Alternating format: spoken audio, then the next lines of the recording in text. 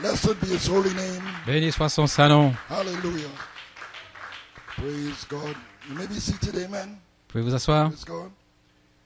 You have to pray for this Vous devez prier instrument pour cet instrument that the angel wants to use this morning. que l'ange veut utiliser ce matin. Well, we know the devil can't win. Nous savons que le diable ne peut pas gagner. I have a few comments, amen. I just J'ai take my time. quelques commentaires et je vais prendre mon temps. But I want to welcome all in the house of the Lord this morning. Je veux saluer tous ceux qui sont dans la maison du Seigneur ce matin. So very good to see Sister Jasmine. Il est bon de voir sœur Jasmine And her brother-in-law, amen, Sister Julia. et son beau-frère. And also Sister Lana. It's good to have you here again Et with aussi us. sœur Elena, il est bon de t'avoir avec nous ce matin. Glory. Well, what a service we had on Thursday. Quelle réunion nous avons eue jeudi?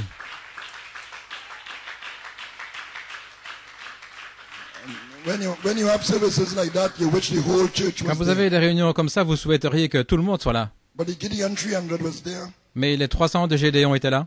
Because the Thursday services are a very good time if you want to meet the Gideon 300. Les réunions du jeudi sont un bon moment pour voir les gens, And of course, that is les 300 de besides those Gédéon. who really can't make Bien it. sûr, c'est en dehors de tous ceux qui ne peuvent vraiment pas venir. Joel had an inspiration to come behind Sunday service. Joël a une inspiration de venir après la Drive home the réunion de spirit of dimanche the pour coming of the Lord. enfoncer l'inspiration, la venue, That spirit that is l'esprit de la venue du locked in the Seigneur. Song of Solomon. Cet esprit est enfermé dans le chant, le cantique des That's cantiques. what's hidden in there, the spirit that answers to the rapture. L'esprit qui correspond à l'enlèvement. You've got to be in a certain spirit Vous devez être dans un certain esprit to be raptured. pour être enlevé.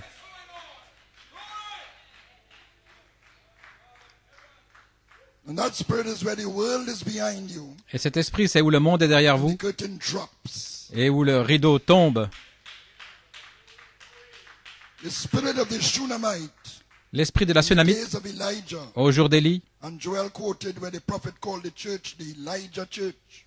Le prophète en parle de l'église No d'Élie. matter what the circumstances were around Peu that importe Shunammite, les circonstances autour de they la were Sunamite, dire circumstances, des circonstances difficiles, she was ready to respond to the call. elle était prête à répondre à Make me a l'appel. cake first. Fais-moi premièrement un gâteau, Give me a meal offering.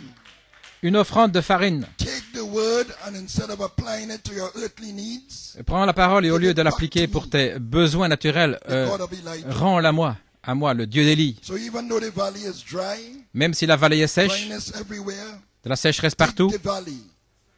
You see the water is there. creusez. Voyez, il y a de l'eau là. That is what happened there. The water was in the valley, L'eau était dans la vallée, but the surface was dry mais la surface était sèche, because the water was clogged up parce que l'eau était with all enfermée kinds of worldliness. avec toutes sortes So they had to de dig the mondanité. valley Ils full devaient of ditches, creuser des fossés and the water came up. et l'eau est venue.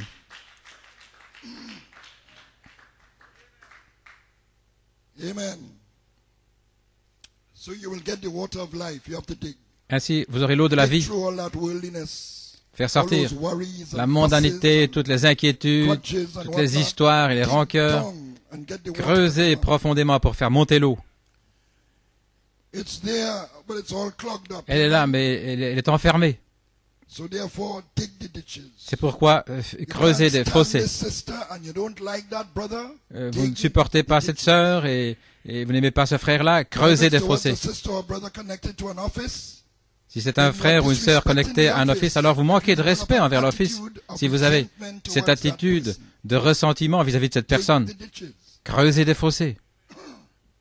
Are you a contentious person? Est-ce que vous êtes une personne qui fait des débats, Disagreeable, qui est désagréable, always objecting to qui something, fait toujours des objections, always ready for a fight? qui est toujours prête à se battre? Dig the ditches. Creusez des fossés. We saw ditches dug on Thursday. Nous avons vu creuser des fossés And jeudi. what an outpouring. Et quel déversement. Amen. Glory. Gloire. Believers run to the altar to lay all on it. Des croyants ont Is your couru vers all on l'autel the altar of pour sacrifice tout y laid? déposer, un autel de Are you sacrifice. shut in with God? Est-ce que vous êtes enfermé avec And the Dieu world is shut out. et le monde enfermé dehors? So we certainly appreciate the ministry Nous that God has apprécions given to certainement Brother Joel. le ministère que Dieu a donné à frère Joël.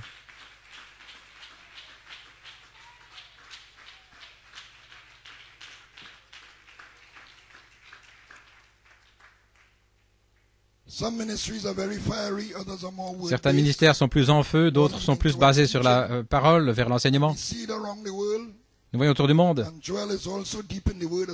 Et Joël est aussi profond dans la parole.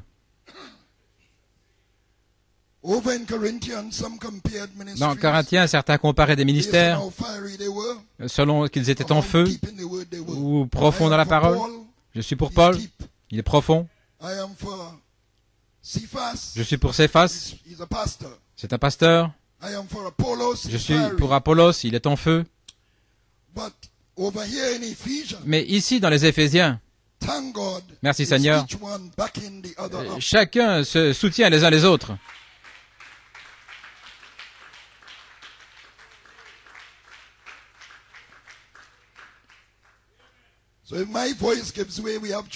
Donc si ma voix lâche, nous avons Joël. Maintenant, il y en a qui prient peut-être pour que ma voix s'en aille. Gloire à Dieu.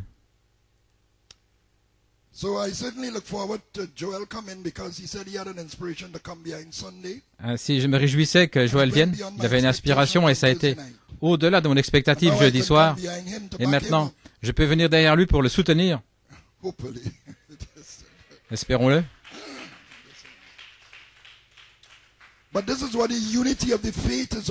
Mais voilà ce qu'il en est de l'unité de la foi.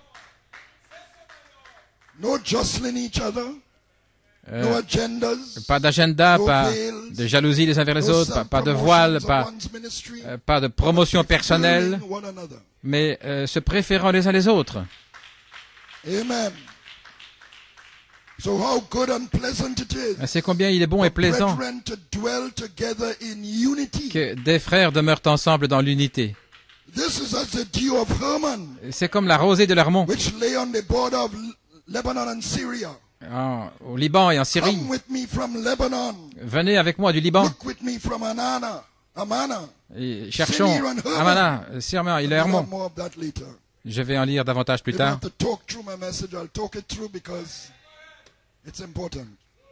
C'est important.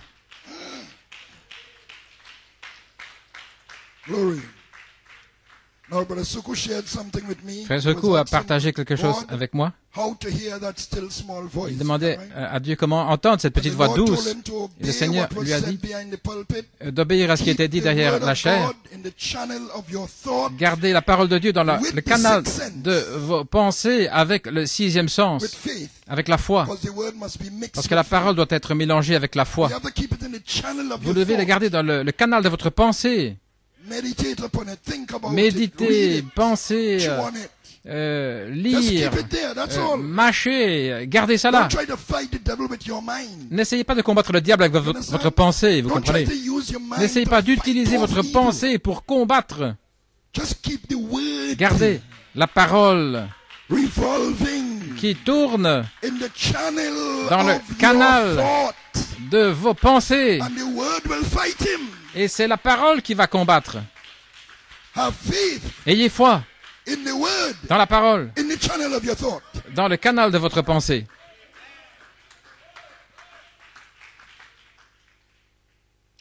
Praise God.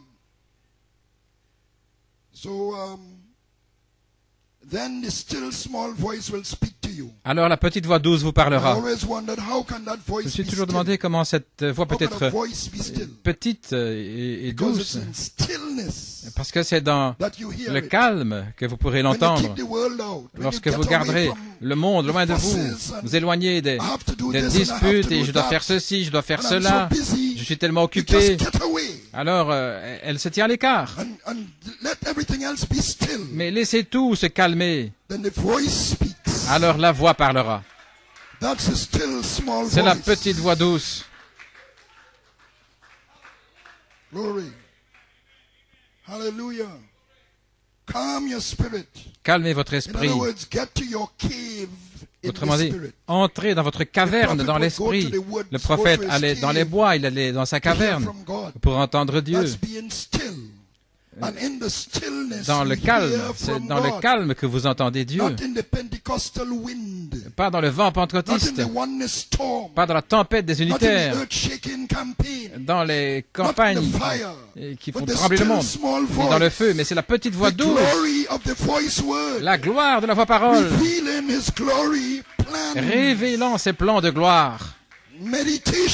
La méditation. Élie dans sa caverne. Le vent, le feu, les campagnes qui secouaient la terre n'ont jamais ébranlé le prophète. Mais ce qui a fait bouger le prophète, c'était la petite voix douce, révélant ses plans de gloire.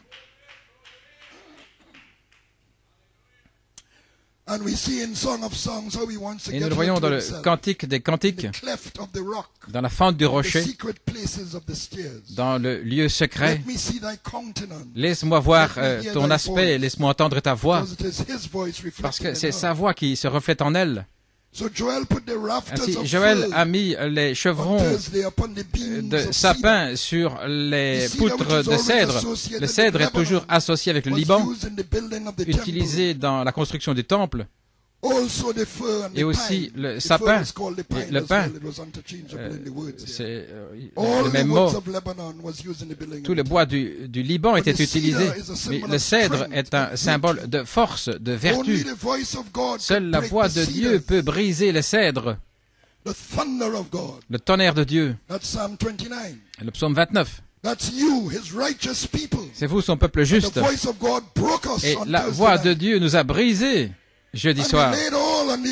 Et nous avons déposé tout sur l'autel. Les cèdres font cela. Parce que la voix de Dieu brise les cèdres du Liban. C'est la seule chose qui peut les briser. Mais ils doivent être brisés, comme épurés pour devenir plus forts.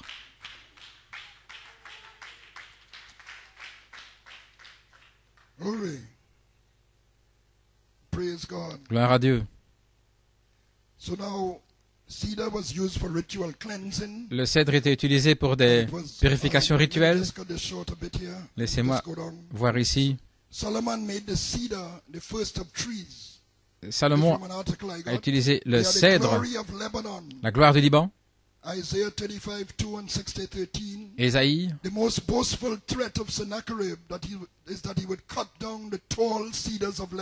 Il avait coupé les hauts cèdres du Liban. L'ennemi veut abattre notre force, votre vertu. Mais ils étaient forts et seule la voix pouvait les briser. Les cèdres sont hauts, sont grands. La hauteur des cèdres, 2 Rois 19,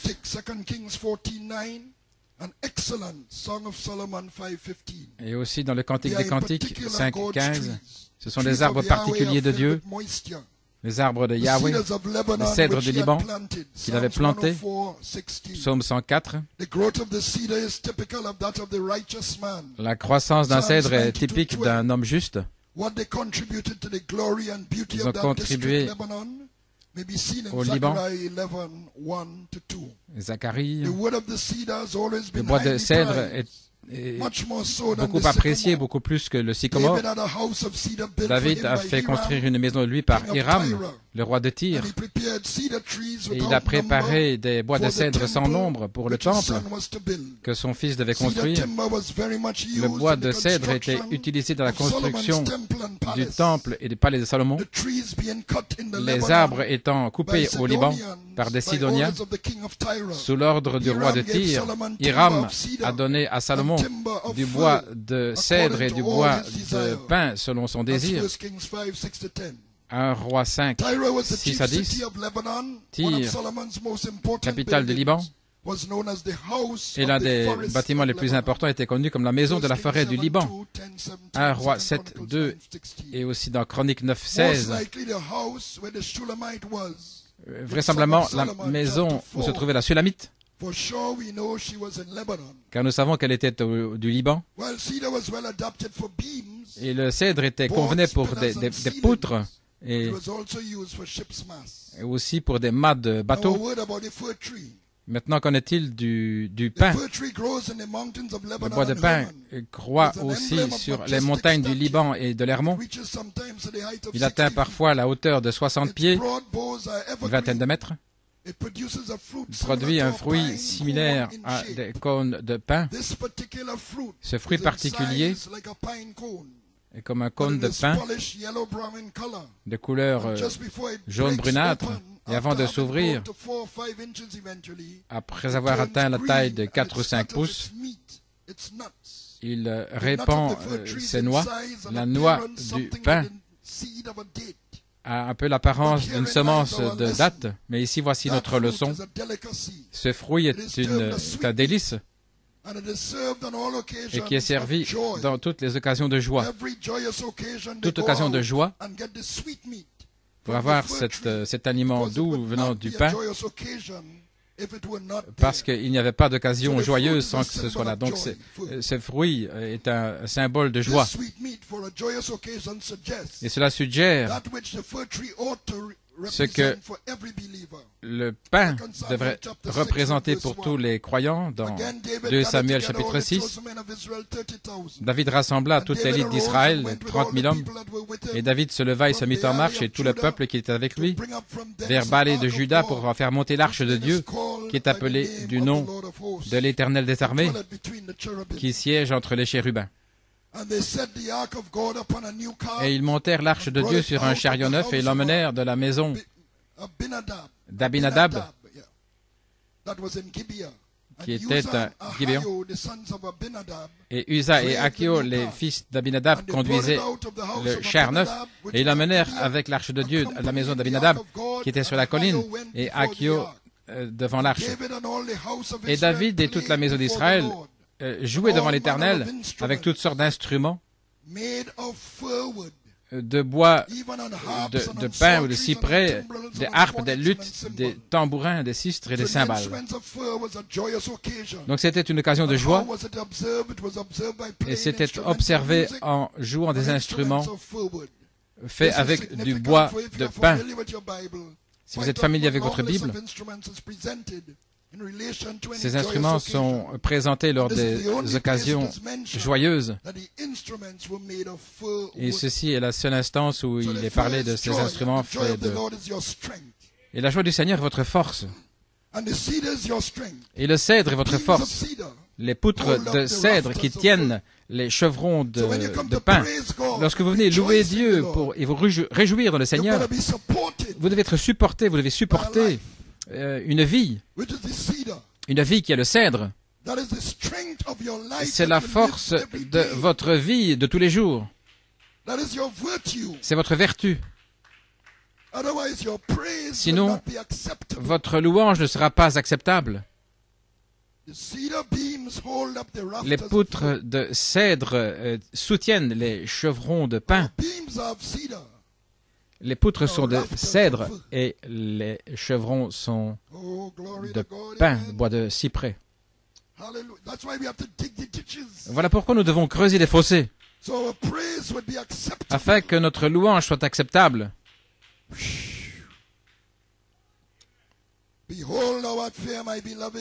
Voici, tu es belle, ma bien-aimée. C'est la vie du Saint-Esprit, son caractère, alors que vous ajoutez la vie, vous unissez avec lui, et c'est la consommation du mariage, alors vous êtes prêts pour le souper des noces. Les poutres de la maison sont de cèdre et les chevrons sont de pin. Je souhaitais vous partager cela, alors maintenant, tenons-nous debout. Gloire à Dieu. Continuez de prier pour ma voix. Mais ne vous inquiétez pas, écoutez simplement la parole et vous serez bénis ce matin.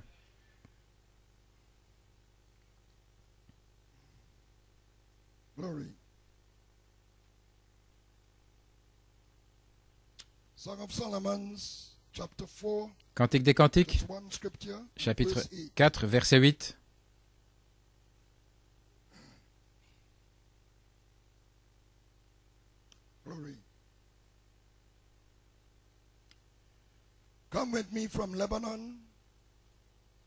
viens avec moi du Liban.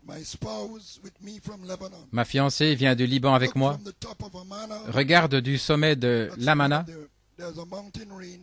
Il y a des montagnes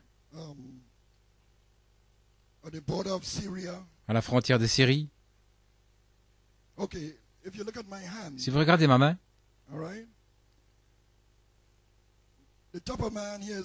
au sommet, là, c'est le Liban. De ce côté-ci, c'est la mer Méditerranéenne. Ici en haut, c'est la Syrie.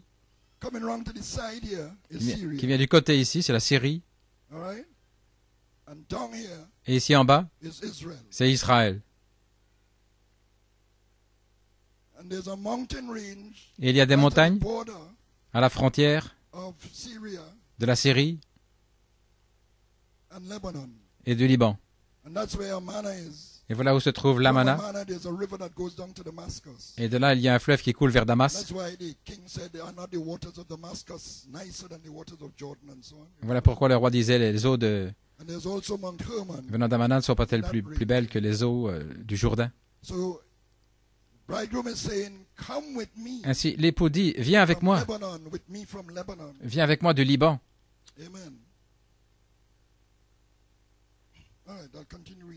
Nous allons continuer. Regarde du sommet de l'Amana, du sommet de Shénir et de l'Hermon. C'est en fait la même montagne. Et ça fait référence au pic, au sommet. Des tanières des lions et des montagnes des léopards. Que le Seigneur ajoute la bénédiction à la lecture de sa parole. Pouvez vous asseoir? J'ai un titre. Placé positionnellement pour l'enlèvement. Et un sujet, le dévoilement de celui qui est caché dans sa parole, dans sa venue. Et une inspiration, venez avec moi du Liban, l'espace du Saint-Esprit.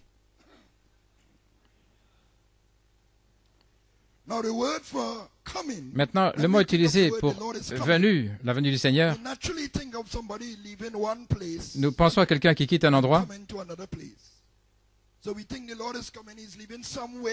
Ainsi, nous pensons que le Seigneur vit quelque part là-haut. Mais ce n'est pas ainsi qu'est le mot venu dans le grec. Le mot est parousie, ce qui signifie la présence personnelle. Le Seigneur demeure dans l'éternité.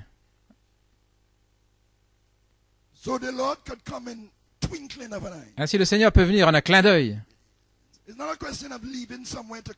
Ce n'est pas une question de quitter quelque part. Il est déjà ici, mais il doit se manifester.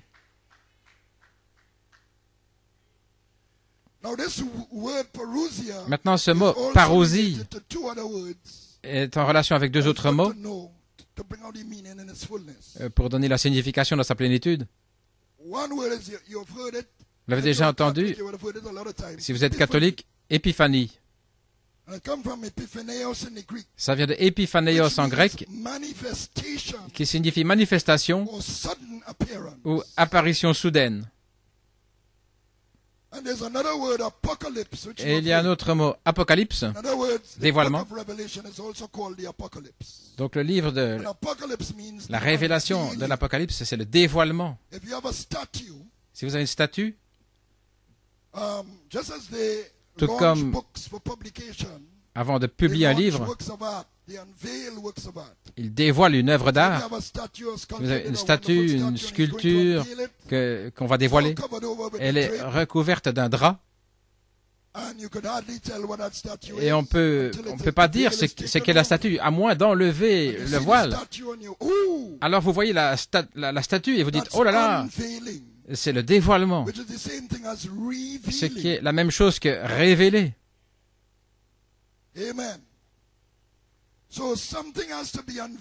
Quelque chose doit être dévoilé.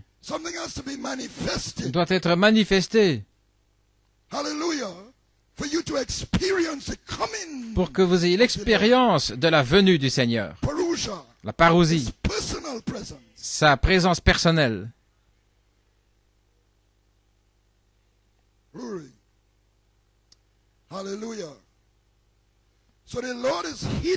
Ainsi le Seigneur est caché et révélé dans sa propre parole. Le Seigneur est déjà ici à l'intérieur. Mais quelque chose doit être révélé pour que le voile soit ôté afin de voir sa présence personnelle.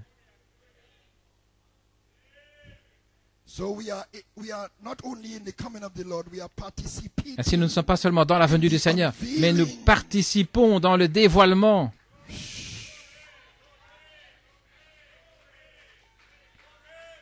Nous sommes co-ouvriers dans sa venue.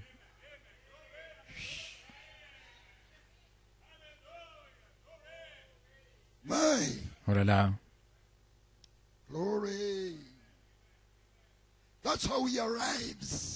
Voilà comment il vient. Et ce dévoilement de sa présence, par manifestation, c'est son arrivée en trois parties. Il descend avec un cri, la voix de l'archange et la trompette de Dieu. Et chaque partie est un dévoilement de sa présence, qui culmine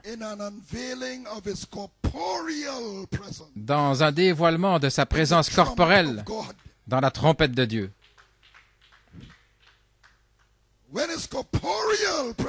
Quand sa présence corporelle est dévoilée, c'est la nouvelle création. C'est le commencement de la création de Dieu. Une nouvelle espèce.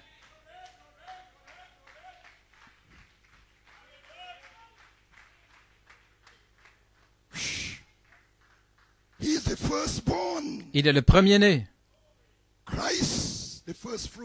Christ, les premiers fruits. Et ceux qui sont à Christ, lors de sa venue, alors qu'il se dévoile, nous nous dévoilons aussi. Nous sommes glorifiés.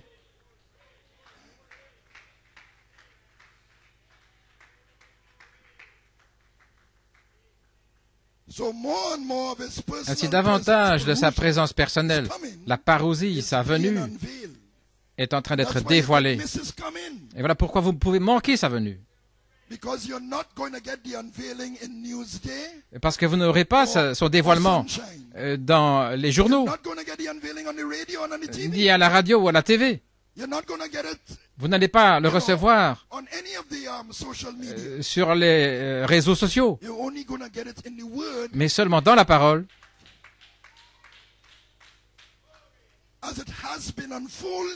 comme il s'est dévoilé depuis le cri, le message du prophète,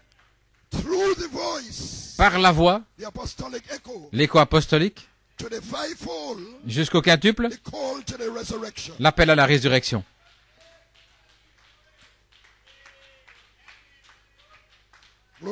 Gloire à Dieu.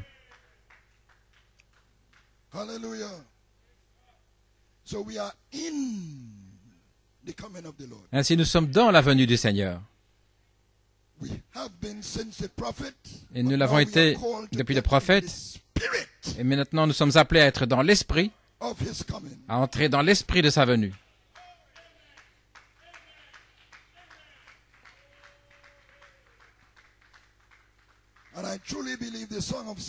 Et je crois vraiment que le Cantique des Cantiques contient beaucoup de l'esprit de la venue du Seigneur, et qui est sous le 7e sceau. Parce que le 7e sceau contient la venue du Seigneur. Voilà pourquoi il y a du silence. C'est le secret dans les cieux. Quand il viendrait et comment il viendrait.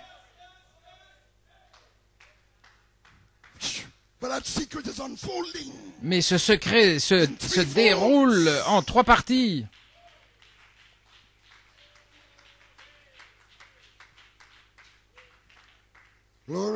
Gloire à Dieu.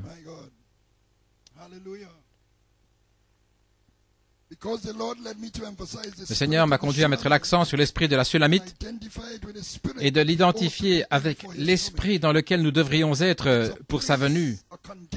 C'est un lieu, une condition. Et dans quelques commentaires que j'ai donnés avant que Joël vienne jeudi, ce lieu a été identifié avec le Liban. Dans le Cantique des Cantiques, le Liban, c'est votre Éphésien. Le Liban, c'est votre espace du Saint-Esprit. Le Liban, c'est le lieu où il vient vous chercher. Viens avec moi depuis le Liban. Avec moi du Liban. Ma fiancée. Gloire à Dieu. Mon Dieu. Oh, si j'avais ma voix, peut-être que je crierais au point de faire sauter tout cet endroit.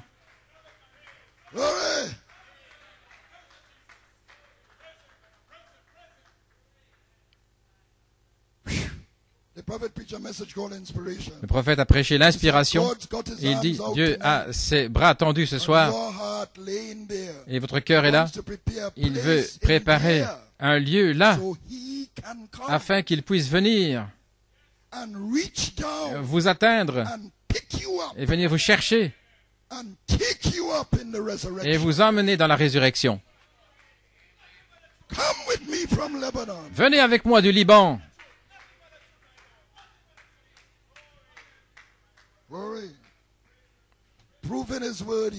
Dans prouvant sa parole, il dit, ne voyez-vous pas dans les ombres, arrêtez-vous une minute, il dit, dans les derniers jours, il doit y avoir un lieu préparé pour que la parole soit manifestée, et nous vivons maintenant par l'évidence du nouveau pays, Amen, le Fils de l'homme. Et ce nouveau pays, le type est le Liban dans le Cantique des Cantiques. Dans Communion par rédemption, il dit, je n'ai jamais cru que le ciel était un endroit où il y a tout un groupe de bâtiments, et des maisons là-haut, avec du mortier, avec de la peinture sur les murs. Je n'ai jamais cru qu'un être surnaturel doit vivre dans une maison littérale.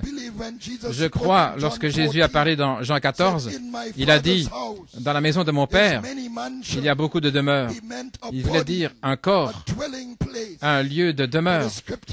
Car les Écritures vérifient la même chose en disant, si ce tabernacle terrestre est dissous, nous en avons un qui nous attend déjà. Maintenant, regardez. Les êtres mortels sont les seuls qui vivent dans des habitations mortelles. Les êtres immortels vivent dans des habitations immortelles. Maintenant, je vais parler de quelque chose. Et le lieu dans lequel nous allons n'est pas un lieu fait de briques, de mortier ou d'argile, ou de joyaux. C'est un lieu, une condition où nous sortons de cette dimension, une dimension qui a un changement. Nous sortons de cette dimension et nous vivons dans une autre dimension. Ce n'est pas un lieu différent. Je mets l'accent là-dessus parce que dans notre pensée, nous pensons à ici et là, mais la dimension est ici même. Il y a 7 dimensions ici même. Il y a la radio, les ondes, radio et télévision qui passent ici à travers maintenant même. C'est dans une autre dimension. C'est le cristal dans votre télévision ou quoi que ce soit qui peut le capter. Eh bien, il y a des anges ici. Le ciel est ici.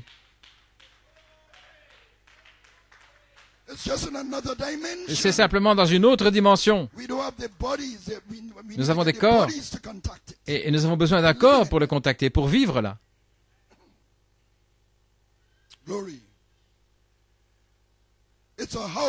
C'est une maison, un tabernacle, un lieu de demeure. Jésus a dit, détruisez ce temple et je le relèverai en 3 jours. Il pensait qu'il parlait du temple de Salomon, mais il parlait de son propre corps. Et il est allé préparer une place pour chaque croyant.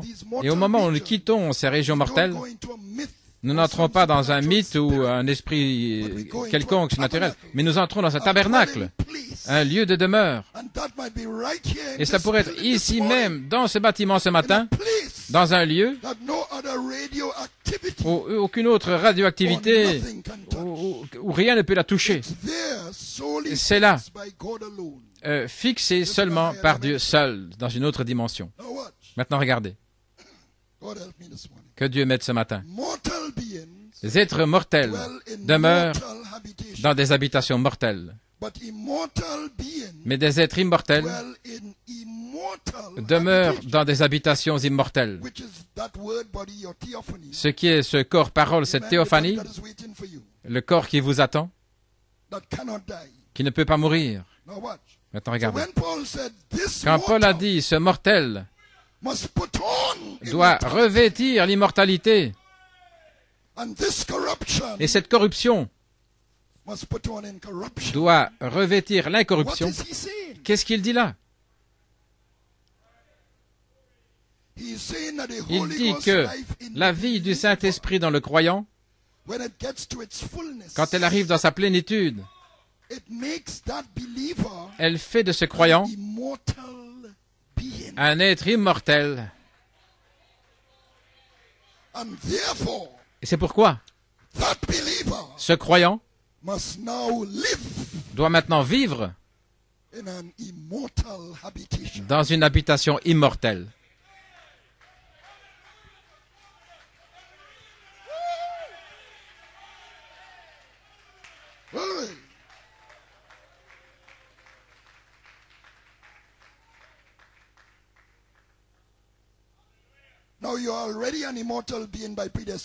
Maintenant, vous êtes déjà un être immortel par prédestination, mais nous parlons de la manifestation de cette vie immortelle qui est à l'intérieur de vous, qui doit s'élever à un endroit où elle ne pourra rien faire que vivre dans une habitation immortelle. Gloire à Dieu.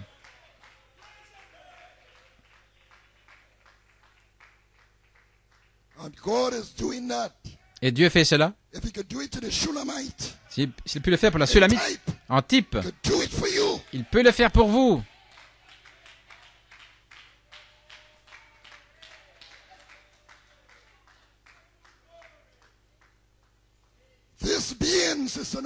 Cet être, sœur Nanton, lorsqu'il est achevé, est le serviteur de Dieu dans l'église de Dieu qui part dans l'enlèvement.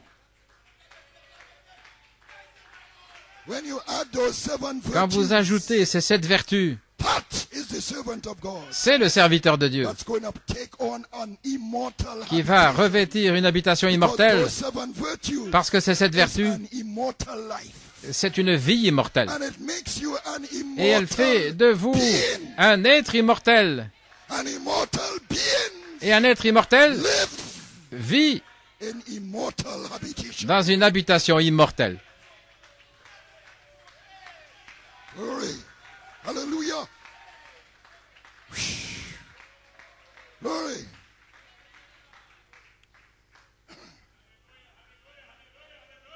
Glory. Dans cette deuxième phase, le Cantique des Cantiques 2:8, sa voix vient sautant sur les montagnes, bondissant sur les collines, la révélation des tonnerres. Un message avec une urgence. Le temps est court. Les tonnerres ont été révélés en 74. Les prophètes est parti en 65. C'était la première phase. Gloire. Dans les Cantiques des Cantiques, je vous en conjure, filles de Jérusalem, de ne pas réveiller mon amour jusqu'à ce que cela lui plaise. Donc c'est une phase. Et la phase suivante, la voix de mon bien-aimé. Voici, il vient, en sautant sur les montagnes, en bondissant sur les collines. Les tonnerres, 1974.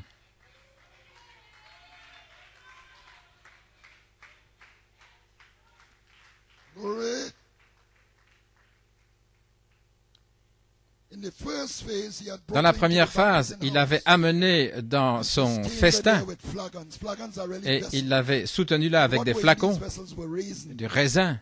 Le mot hébreu contient le mot de raisin. J'ai vérifié. Parfois, je fais mes propres traductions. N'entrons pas là-dedans. Oh, glory. Hallelujah. Oh, yes, yes, yes, yes. Praise God. How did I get over there? Comment suis-je arrivé là? Okay. So in the banqueting house you have Ainsi, dans le festin, vous avez du vin, la maison du vin. Il y a aussi de l'huile, des vases, du raisin, des pommes, toutes sortes de bonnes choses là dans le festin. Ce qui était la chambre haute, dans une maison ordinaire chez les Hébreux. Donc, entretenez-moi avec des flacons, avec des raisins. Eh bien, il y a des vases pour vous prêcher la parole. Et ces vases avaient du raisin. Et c'est très bon pour l'énergie, sur une base quotidienne. Donc, si vous voulez être en bonne santé, manger du raisin. Et alors, je vais consulter Sœur Ayon pour voir si j'avais raison là-dessus. Gloire. Mais c'est bon pour l'énergie. Donc, cette marche quotidienne, prédication, chaque semaine, chaque dimanche, c'est votre raisin qui entre dans des vases, dans des flacons. Confortez-moi avec des pommes. Parce que nous parlons aussi des pommes et la base génétique qui est la plus riche dans la pomme Golden Delicious, qui a la base génétique la plus riche de tous les fruits. Et ce sont les promesses en Christ. Selon le psaume 29, la voix du Seigneur brise les cèdres du Liban, comme nous avons dit. Si votre foi dans la parole au temps présent vous avez rendu fort, mais vous devez être brisé. Et je vous ai appelé jeunes hommes parce que vous êtes forts, pas dans l'âge naturel, mais en esprit. Et vous devez être brisé pour devenir un père, pour entrer dans la condition de l'enlèvement. Dans Saint Jean 2, 12 à 14, pour passer de l'état de bébé, il y a deux mots utilisés. Et en anglais, on n'utilise qu'un seul mot, bébé, mais c'est une différence en grec. De bébé à des petits-enfants, et puis à des jeunes hommes, et puis au père. C'est la croissance spirituelle. En fait, il a prêché l'appel à la résurrection à ce moment-là, Frère Coleman. Et dans le Cantique de 14, les tonnerres nous placent dans l'espace du Saint-Esprit. Et Frère Coleman, vous vous souvenez, a pris l'espace du Saint-Esprit, il a placé l'arc-en-ciel là-dedans. Il vous a mis là.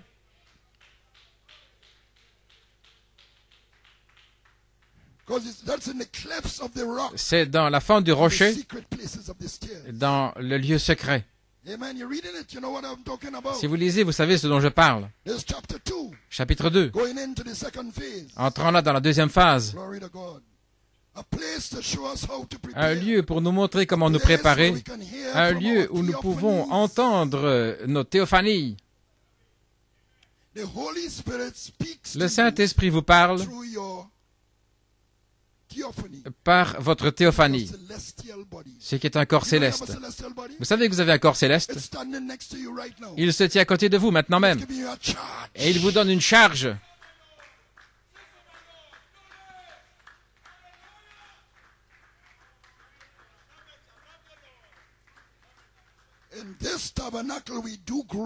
Dans ce tabernacle, nous gémissons, nous désirons ardemment d'être revêtu avec notre tabernacle d'en haut, ce mortel doit revêtir l'immortalité, votre théophanie.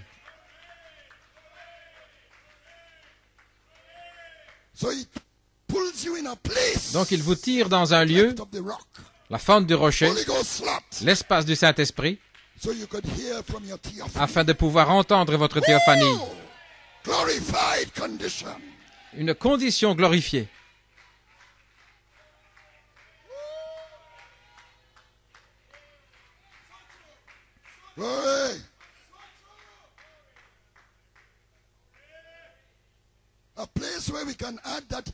Un lieu où nous pouvons ajouter cette vie immortelle afin de demeurer dans une habitation immortelle. Et il y a un ange qui essaie de nous emmener dans ce lieu préparé, l'ange du Seigneur, où sa venue peut être manifestée. C'est un lieu, un endroit pour sa venue. Elle peut être dévoilée. La présence personnelle. Un lieu secret du Très-Haut.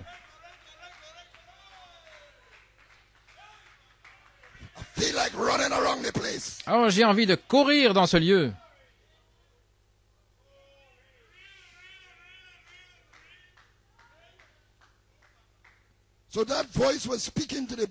Ainsi, cette voix a parlé à l'épouse, depuis l'appel de l'épouse, de se lever et de s'en aller. Sa venue qui se dévoile, mais qui est apparue derrière les murailles, vous savez, derrière le mur, derrière la fenêtre, à travers le treillis. C'est pas encore clair, ce n'était pas clair, mais il nous appelait.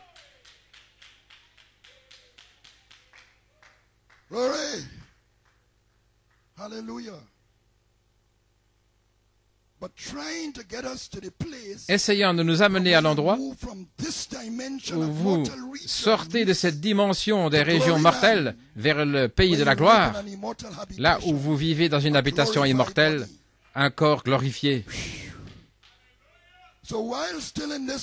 Alors que nous sommes encore dans ce corps mortel,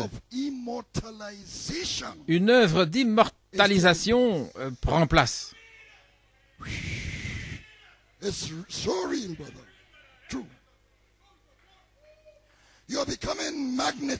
Vous devenez magnétisé à la pierre de fête. Vous fusionnez du temps dans l'éternité. Du mortel dans l'immortel. Paul n'a pas dit par la grâce du Dieu mortel, nous allons prier et jeûner et nous allons atteindre là, peut-être si Dieu le veut. Non, il a dit, ce mortel doit revêtir l'immortalité. Et ce corruptible doit revêtir l'incorruptibilité. Il est écrit. Il est écrit.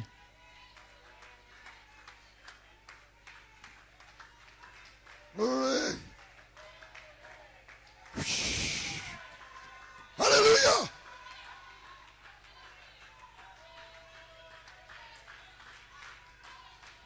Glory. Woo. Hallelujah.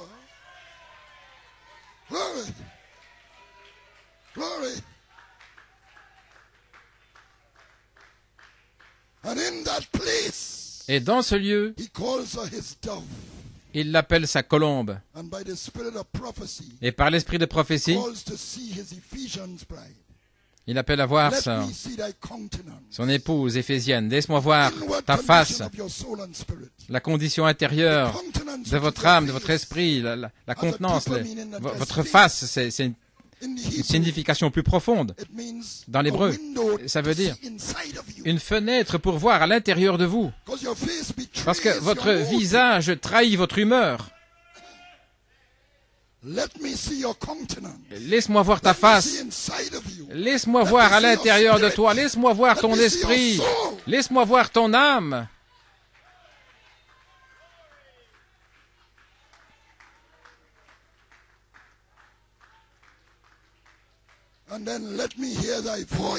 Et ensuite, laisse-moi entendre ta voix qui parle de l'intérieur. Alléluia. Car ton visage est beau. Il voit le visage de l'épouse. Nous ne le voyons pas nous-mêmes. L'époux vous voit déjà. Il vous appelle sa colombe. Le Saint-Esprit. Laisse-moi voir ta face. Oh Dieu, il veut voir cet esprit doux, pieux. Laisse-moi entendre ta voix en priant, en s'écriant à Dieu, en chantant. Je t'aime, Seigneur.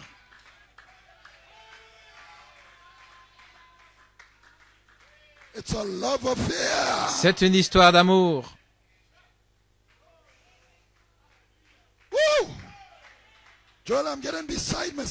Oh, je suis hors de moi. Je peux à peine parler.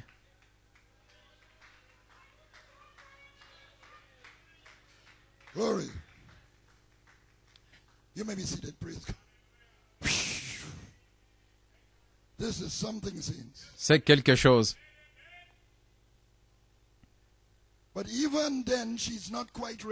Mais même alors, elle n'est pas tout à fait prête.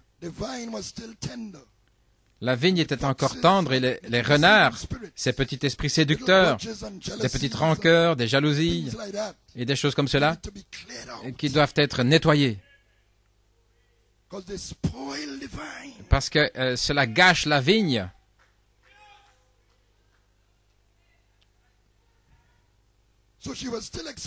Donc elle avait encore une expérience d'un sens de séparation dans cette deuxième phase.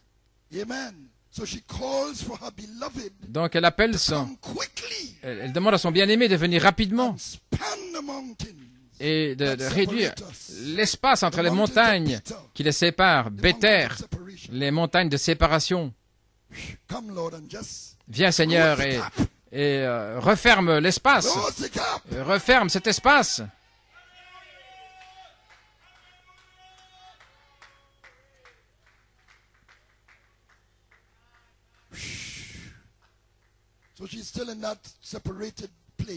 Ainsi, il est encore dans ce lieu de séparation.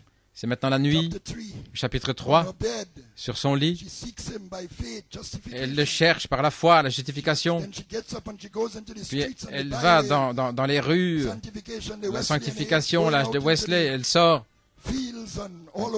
dans les champs et partout dans le monde. Et des grands réveils. Et elle a dû passer au-delà des sentinelles des pentecôtistes en 1983. Mais elle doit passer au-delà de cela. Et dès qu'elle dépasse cela, alors elle le trouve comme un signe sur la troisième phase.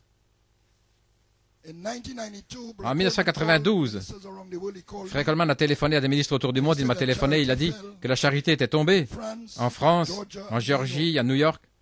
Le Seigneur lui a montré ensuite que c'était pour un signe, parce que lui était sur sa troisième phase, mais pas l'épouse.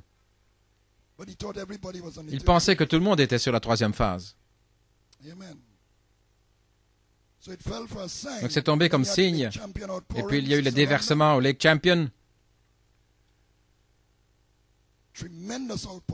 Des formidables déversements à Lake Champion. Et alors elle a dit qu'elle a trouvé dans cette troisième phase. Maintenant regardez, elle ne voulait pas le laisser aller jusqu'à ce que je l'amène dans la maison de ma mère et dans la chambre où elle m'a conçu. Et je me demandais, mais quelle est cette maison de la maman de l'épouse? La maman de l'épouse?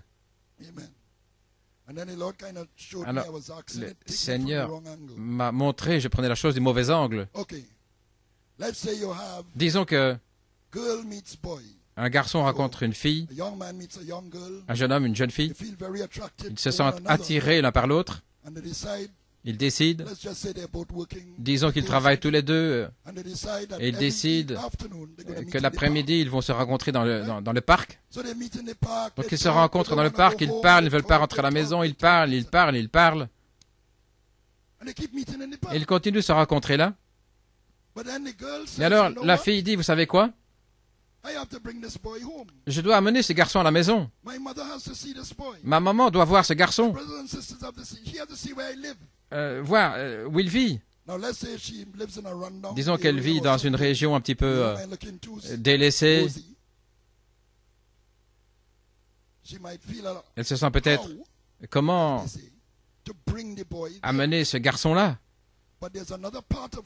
Mais il y a une autre partie d'elle qui dit, s'il m'aime vraiment, il ne va pas se soucier où je vis, qui est ma mère, mes frères. Donc je dois mettre ceci comme un test. Je dois l'amener à la maison. Plus profondément maintenant, ça veut dire, je dois l'amener plus profondément dans ma vie personnelle. Maintenant, il n'a pas de problème, parce que nous parlons ici du berger. Il n'a pas de problème du fait de l'aimer telle qu'elle est. Mais c'est elle qui doit l'amener profondément dans sa vie personnelle, dans la chambre même de celle qui l'a conçue. Allons jusqu'à ma naissance et je dirai tout. Quand vous vous mariez, vous devez tout dire, vous savez. Vous devez lui dire tout. Vous voulez dire tout? Oui, tout. Vous voulez dire tout? Oui, tout. Toute la vérité.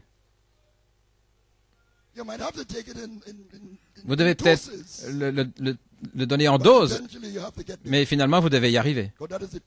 Parce que l'amour doit être testé de cette manière.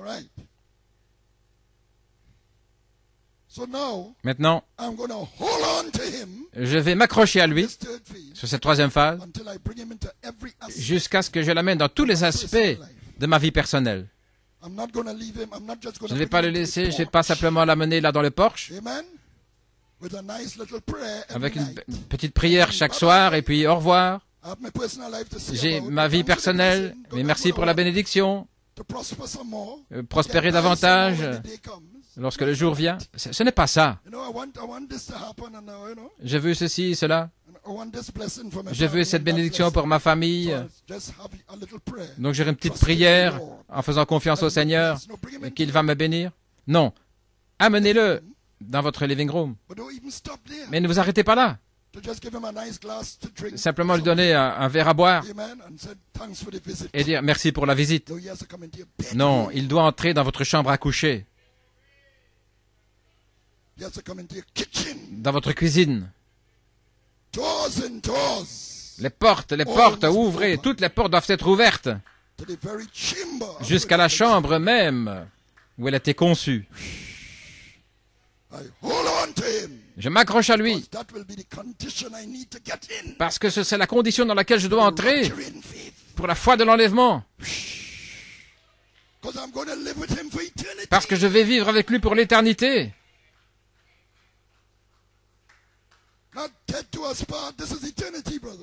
Pas jusqu'à ce que la mort nous sépare, non. Ceci, c'est l'éternité, frère. Elle doit l'amener dans sa vie personnelle. Voici, tu es belle, mon ami, il dit. Voici, tu es belle.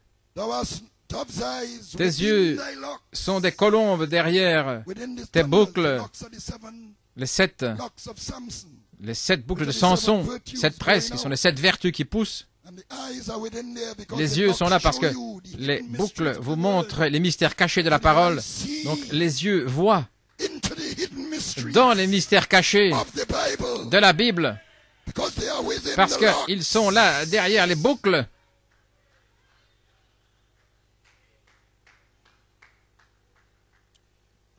Gloire. Pas simplement les yeux de colombe dans la première phase, mais les yeux de colombe à l'intérieur des boucles de 7 tonnerres qui sont riches. Enfin, il les compare à un troupeau de chèvres une offrande pour le péché sur les pentes du mont de Galade. N'y a-t-il pas de baume en Galade? Un baume de 7 tonnerres. Il dit, tes dents sont comme un troupeau de brebis tondues qui montent du lavoir et qui toutes ont des jumeaux et pas l'une d'elles n'est stérile. Dans la version amplifiée, tes dents sont comme un troupeau de brebis tondues qui reviennent d'être lavées, étant toutes par paires et aucune ne manque parmi elles. Gloire. Donc il la regarde et sa venue doit être dévoilée à travers elle par le moyen de certains attributs et de caractéristiques en elle. Vous comprenez? Il essaye de dévoiler sa venue. Donc il essaye de préparer l'épouse dans l'esprit pour la parousie, la présence personnelle. Manifestation soudaine, un dévoilement.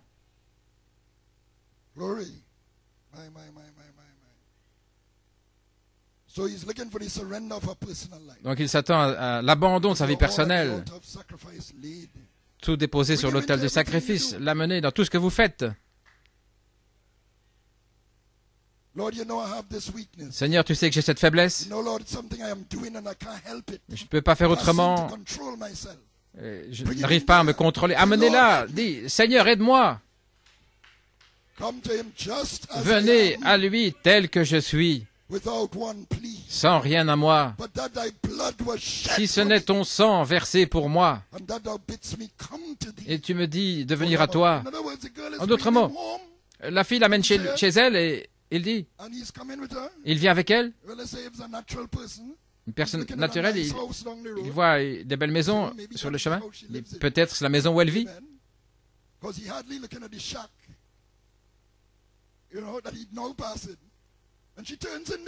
Elle entre là dans sa maison.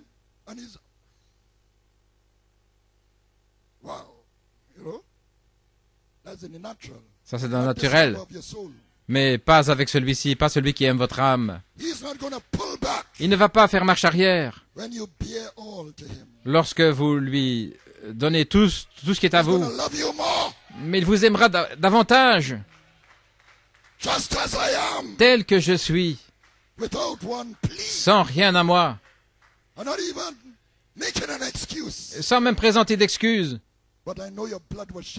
Mais je sais que ton sang a été versé pour moi. Et tu m'as dit de venir à toi. Et je viens. Je viens tel que je suis. La chose réelle.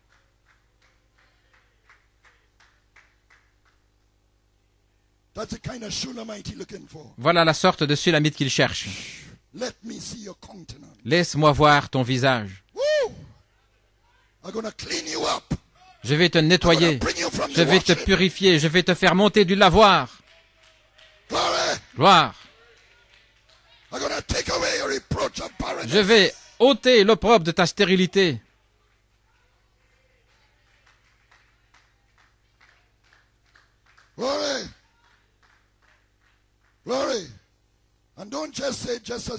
Ne dites pas simplement tel que je suis, mais attendez et laissez-le vous tondre. Ils doivent être même tondus. Gloire à Dieu, amen. Et seules ces brebis choisies reçoivent sa parole. Elles mangent tout le rouleau. Elles mâchent.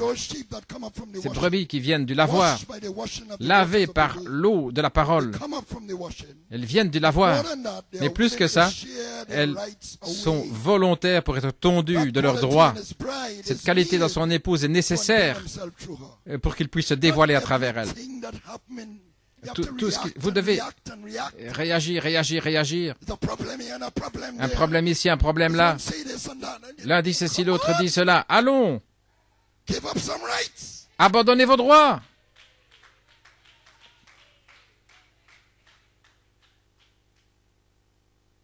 Glory to God, amen. Amen. You just let things go. Laissez les choses aller. Et priez pour la personne ou pour la situation. Les brebis ne sont pas comme ça. Les brebis... Écoutez le prophète, il dit, l'agneau est un animal étrange, il a sa propre laine, ce sont ses droits donnés par Dieu. Oui. Il appelle la laine les droits donnés par Dieu. Mais il est prêt à se laisser mettre par terre sans donner des coups de pied.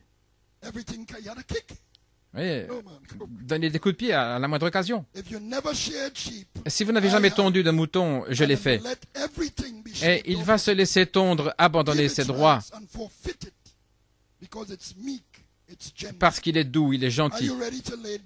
Êtes-vous prêt à vous laisser mettre à terre et abandonner vos droits comme des Canadiens? Et moi je dis ici au Trinidad, vous dites, eh bien, Monsieur Branham, j'ai le droit de répliquer. Il m'a fait ceci. J'ai le droit de lui rendre l'appareil. Mais êtes-vous prêt à être tondu et à abandonner vos droits? Êtes-vous prêt à être tondu? Dieu veut des agneaux prêts à être tondus pour devenir des créatures de Dieu. Montsévrance. Ne combats pas tes batailles toi-même, ne résiste pas.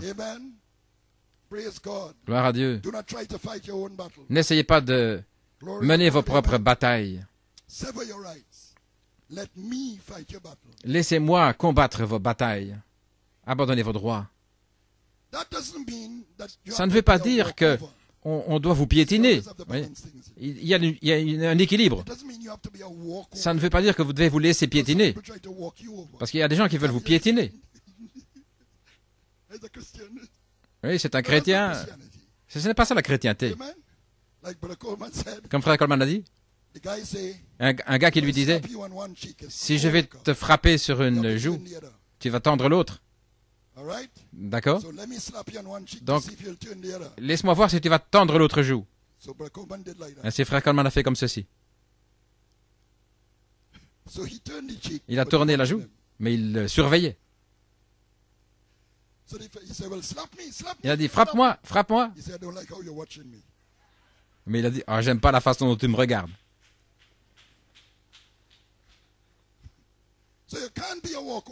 Donc on ne peut pas vous piétiner comme ça.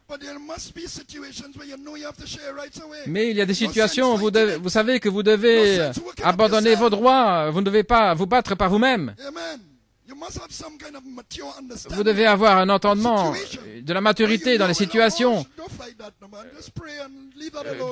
Des situations où vous priez simplement, vous abandonnez vos droits, vous laissez aller.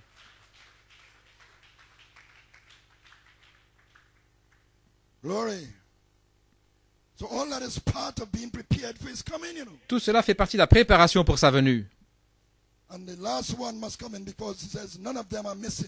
Et la dernière, il dit, il n'y a aucune ne manque dans les dents, aucune des dents.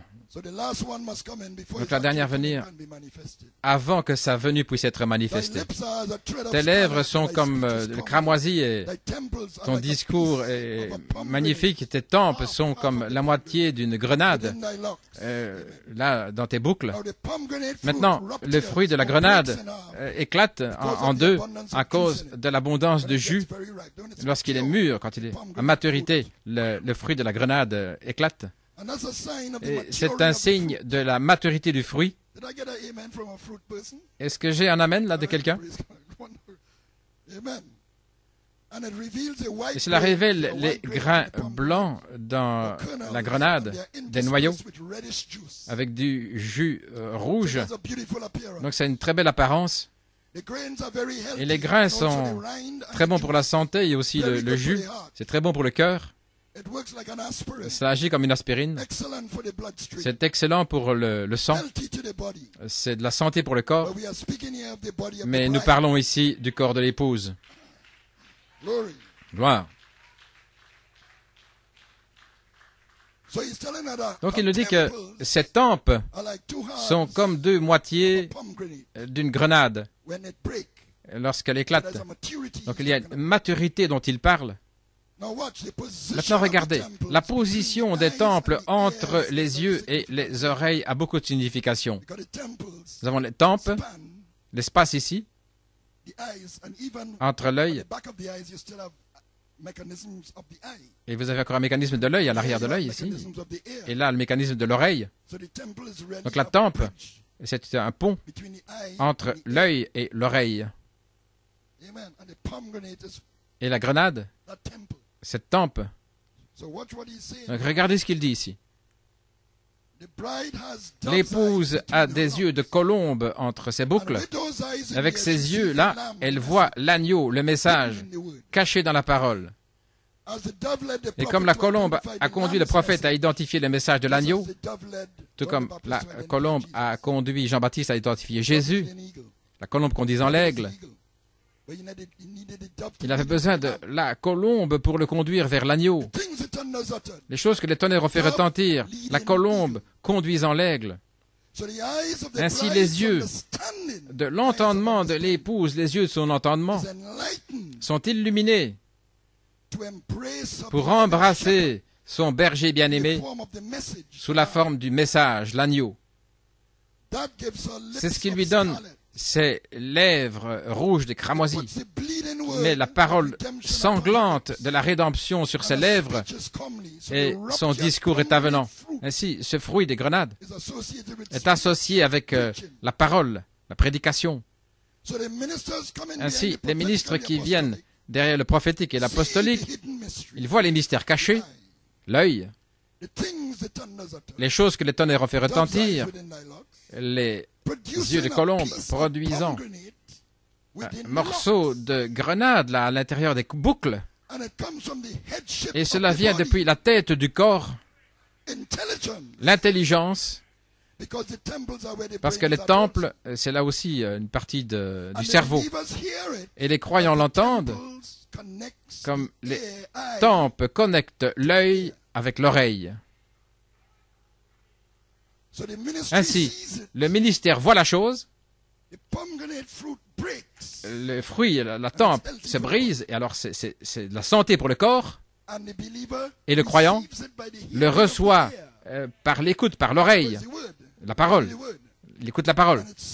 Et cela envoie de la santé à travers le corps. Gloire.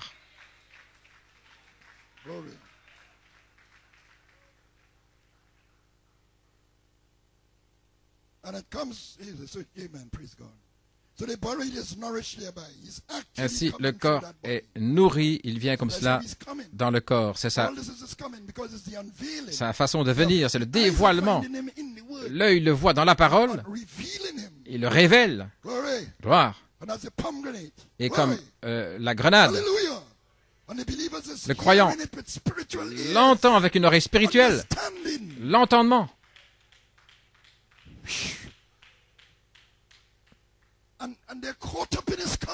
Et ils sont pris dans sa venue, son dévoilement. Ils entrent dans l'esprit de la venue du Seigneur.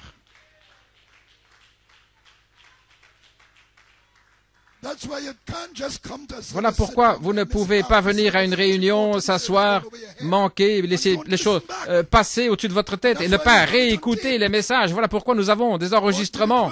Dieu a fait cela dans un but afin de pouvoir mâcher. Parce que vous sortez là du lavoir, l'eau qui vous a lavé. Gloire à Dieu. Mon Dieu. Ton cou est comme la tour de David, bâtie pour y suspendre des armures. 1000 boucliers y sont suspendus, tous les pavois des vaillants hommes. Les petits boucliers, c'était des ornements, là, dans ces années-là, des petits, autour du cou. Nous en avons parlé dimanche passé, le ministère de ce David, luttant pour la foi. Tes deux seins sont comme deux fans jumeaux d'une gazelle qui pèse parmi les lys. Il nourrit le troupeau parmi les lys, les fidèles serviteurs, et cela fournit le lait sincère, le lait de la parole. C'est pour des bébés. Paul parle, vous avez besoin du lait, oui, et puis la nourriture solide. Mais ils étaient des bébés, voyez-vous. Et les bébés sont aussi avec l'effort dans l'assemblée. Et peut-être des gens Ce n'est pas dépendant de l'âge. Des gens peuvent être baptisés même à 80 ans. Donc l'épouse doit avoir du lait pour donner à ses bébés. Donc ces seins sont comparés ici à deux jeunes enfants et c'est pour le nourrissement, la nourriture des plus faibles. Donc voici de la semence pour vous, ce sera de la nourriture pour vos petits. Et dans cette phase, c'était vraiment de la nourriture. Nous pouvions nous nourrir de El Shaddai, le Dieu qui a des seins, qui s'est dévoilé là pour l'épouse, un signe pour l'épouse éphésienne. Jusqu'à ce que l'aube se lève et que les ombres fuient, j'irai à la montagne de la myrrhe et à la colline de l'encens. Il va attendre là. Nous avons vu ce qu'était la myrrhe qui éloigne l'odeur de la corruption. La myrrhe est un signe que vous êtes dans la phase de résurrection, parce que ça éloigne la puanteur, l'odeur, les odeurs du corps, de la corruption. C'est un parfum. Donc il attend juste là, et il entend vos prières. Il attend dans la montagne du myrrhe, qui est appliqué comme un signe sur les manières charnelles, par la prière, l'encens. Il demeure là dans les ombres jusqu'à la résurrection. Tu es belle, mon ami, il n'y a point en toi de défaut. Il ne voit pas de défaut en vous. Vous voyez beaucoup de taches dans votre vie, mais votre foi dans cette parole, il n'y a pas de faute en toi, il n'y a point de défaut. Point de défaut en vous. Il vous aime vraiment, vous savez.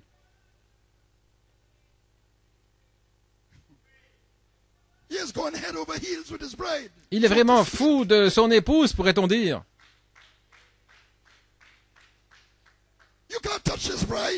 Vous ne pouvez pas toucher son épouse. Satan ne peut pas toucher cette épouse.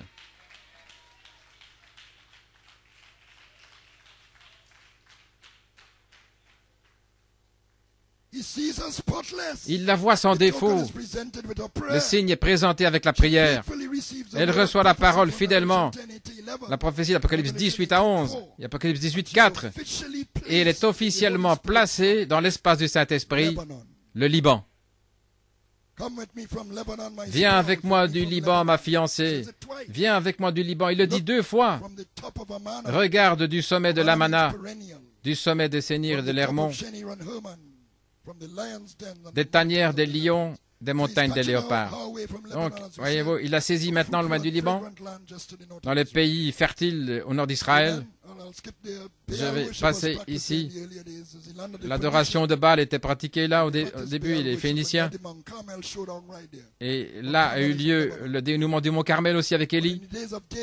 Et au jour de David et de Salomon, le Liban était sous l'influence d'Israël. Et comme type de Christ régnant dans le millénium, gloire.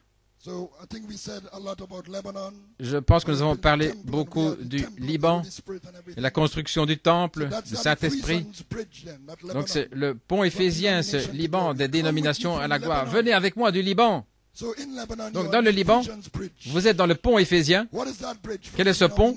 Des dénominations jusqu'à la gloire. Le seul lieu duquel vous pouvez être enlevé, c'est dans la maison de sa gloire. C'est aussi un type de la terre dans le millénium, l'Esprit du Seigneur qui remplit la terre et la mer et les cieux. Gloire à Dieu. Il y a une écriture ici où il dit « Le désert et la terre aride se réjouiront, le lieu stérile sera dans l'allégresse et fleurira comme la rose. Il fleurira abondamment, il sera dans l'allégresse. Oui, il exultera, la gloire du Liban lui sera donnée. La gloire du Liban sera donnée à toute la terre quand Christ régnera. Et vous êtes enlevés dans le Liban. La gloire de sa voix-parole.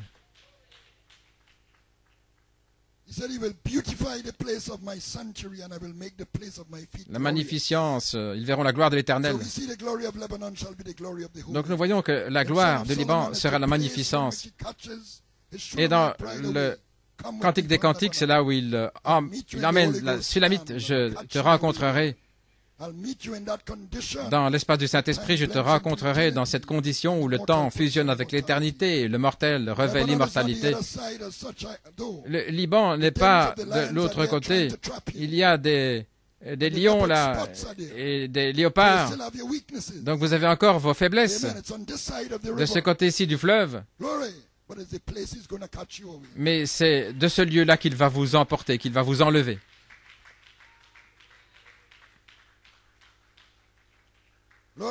Gloire à Dieu. Et alors qu'elle vient sous cette phase, il dit, tu as ravi mon cœur. Voyez comment il parle de son épouse. Vous savez combien vous êtes puissant avec le Seigneur?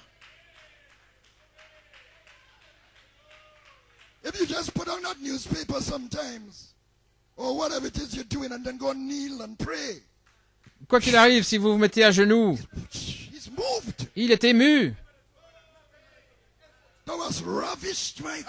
Tu m'as ravi le cœur. Vous ravissez le cœur du Seigneur. Tu me ravis le cœur, ma sœur, ma fiancée. Tu me ravis le cœur. Il a dit 2 fois. Par l'un de tes regards. Par l'un des colliers de ton cou. Et au verset 10, il dit, que de charme dans ton amour, ma sœur, ma fiancée, comme ton amour vaut mieux que le vin, et combien tes parfums sont plus suaves que tous les aromates. Son cœur est ravi simplement par le fait que vous compreniez la moitié de ce qui a été prêché. L'un de tes yeux.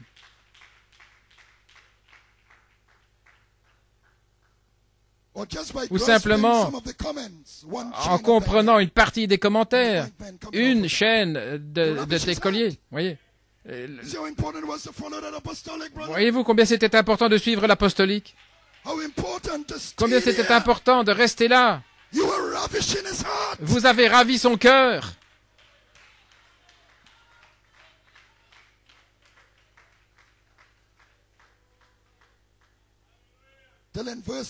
Au verset 11, tes lèvres distillent le miel, ma fiancée. Il y a sous ta langue du miel et du lait. Pardonnez-moi ce tort. Et il a identifié avec les aromates dont on a parlé. Il dit qu'elle était une fontaine dans les jardins, un puits d'eau vive, et que ses vêtements étaient comme l'odeur du Liban.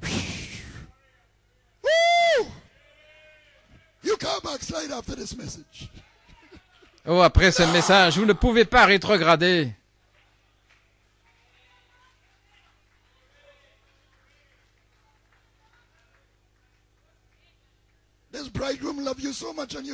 L'époux vous aime tellement. Où allez-vous aller?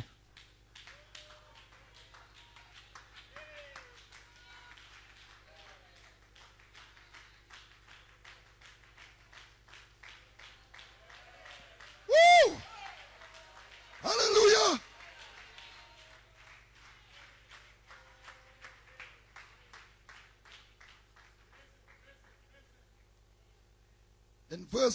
Au verset 12, tu es un jardin fermé, ma sœur, ma fiancée, une source fermée, une fontaine scellée.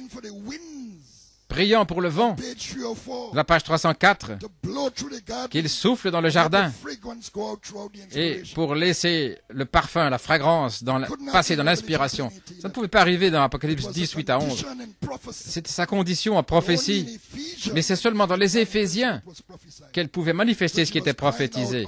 Donc elle s'écriait, lève-toi, Aquilon, viens, vent du sud, souffle sur mon jardin, et que les parfums s'en exhalent. Laissez-moi venir à Apocalypse 22, 17. L'esprit et l'épouse disent, viens.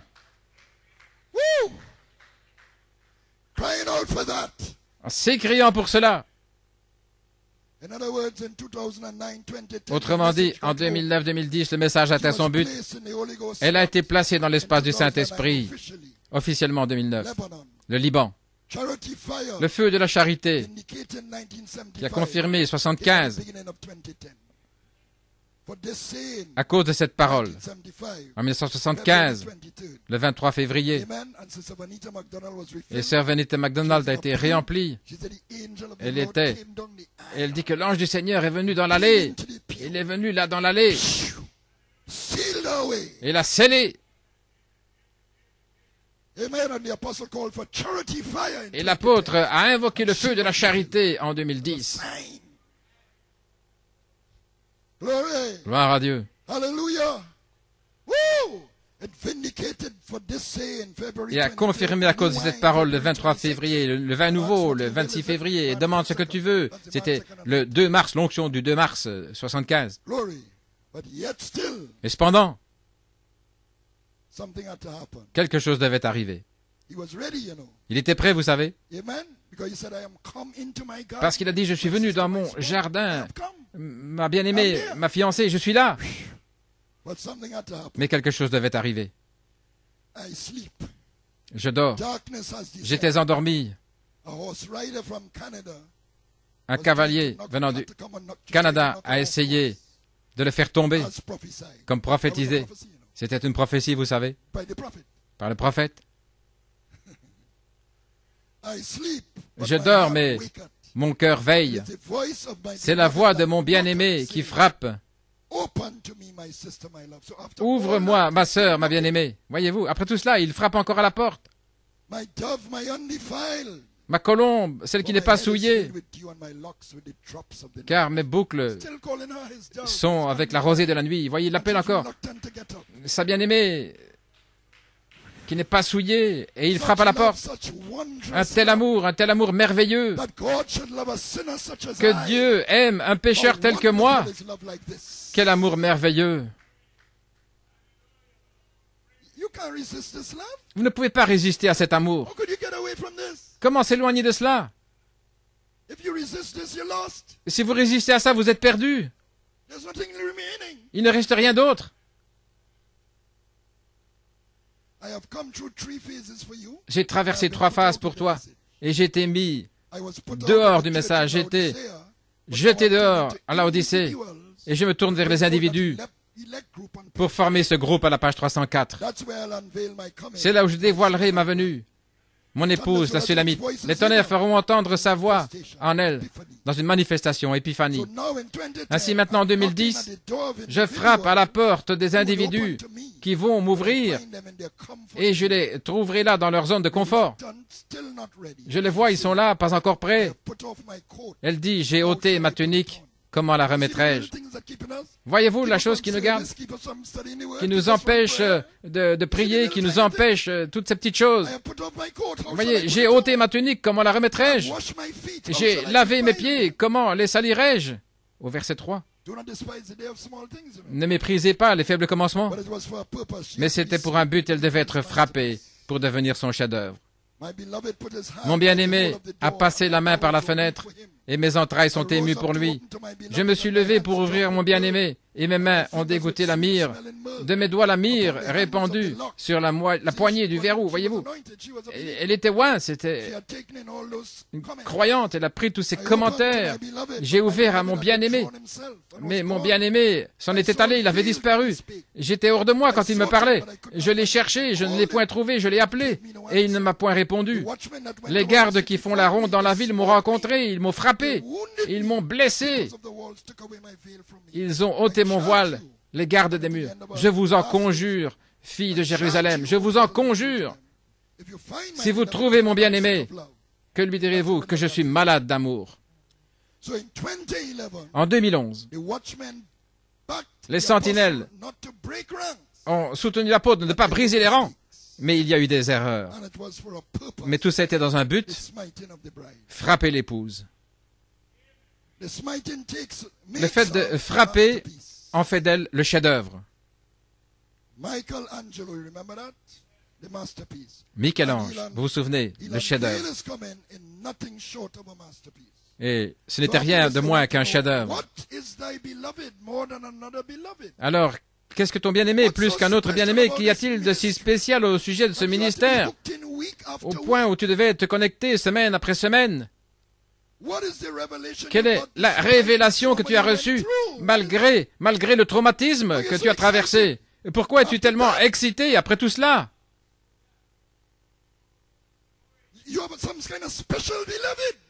Quelque chose de tellement spécial.